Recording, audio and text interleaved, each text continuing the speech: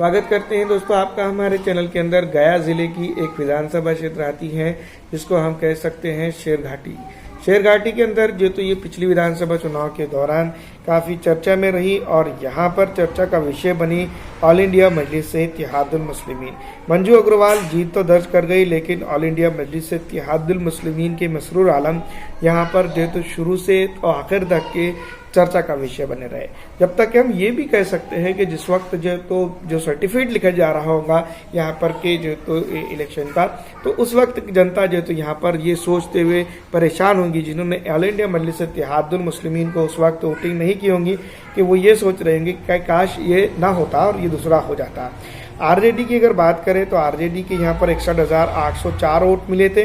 मुस्लिम वोटों का बिखराव जरूर हुआ था। जेडीयू एलजेपी के अंदर भी हुआ था, साथ ही साथ जन अधिकार पार्टी के उमेर खान साहब और AIMIM के मंसूर आलम, ये पूरे ही सीटों के ऊपर अगर बात करें तो जो शेरघाटी के अंदर आसानी से चुनकर आने वाली जो सीट थी वो तो खतरे में पड़ गई थी। मंजू अग्रवाल और विनोद प्रसाद के अंदर वोटों का बिखराव हुआ। फिर उसके बाद मुकेश कुमार यादव के अंदर मुस्लिम वोटों का बिखराव हुआ। फिर मंसूर आलम साहब के लिए जो वोट होने वाला था वो नहीं हुआ, और उमेर खान साहब के जरिए से भी वोटों का बिखराव हुआ।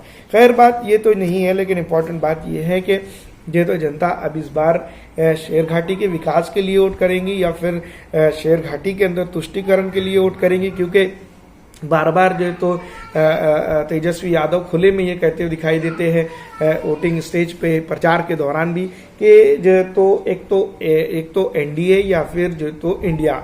तो इससे ये बात जाहिर होती है कि एनडीए की जो तो बी टीम जो तो इंडी गठबंधन होता हुआ नजर आ रहा है। तो ये कहीं ना कहीं जो तो आने वाले दिनों के अंदर चुनावी संकेत है कि जो तो इस विधानसभा क्षेत्र के ऊपर कहीं ना कहीं सीधा मुकाबला MIM के वर्सेस में भी हो सकता है या किसी और पॉलिटिकल पार्टी के सामने भी हो सकता है। लेकिन बेसिक तौर पर अगर देखा जाए तो इस विधानसभा क्षेत्र के ऊपर यानी कि शेरघाटी के ऊपर भी वही फार्मूला लागू होता है जो आरजेडी के लालू प्रसाद यादव के बेटे तेजस्वी यादव जो तो चीख कर स्टेजों पे से कहते हुए नजर आ रहे हैं कि ये एनडीए या फिर इंडी अलायंस।